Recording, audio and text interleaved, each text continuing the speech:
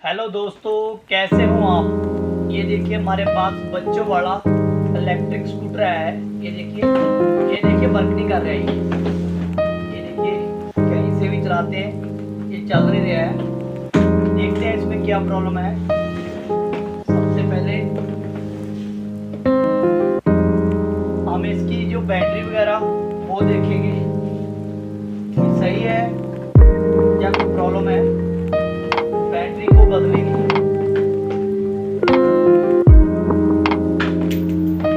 देखिए पीछे वाले नट को खोलना है। इस नट को खोलने के बाद ये इसकी सीट ऐसे ऊपर उठानी है आपने। उसके बाद ये देखिए डबल बैटरी है। इसके नीचे ये सिंबल लगी है, दोनों सिंबल को उतारना है आपने।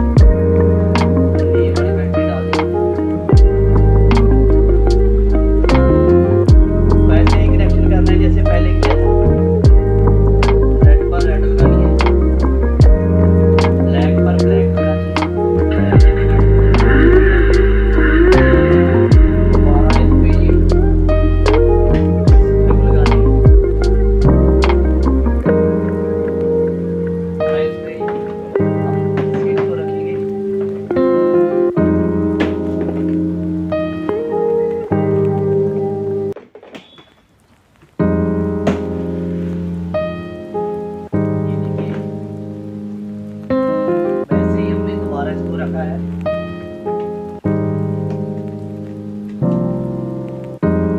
हमारा ये स्क्रू है। ज्यादा आपका टाइम वेस्ट नहीं करते।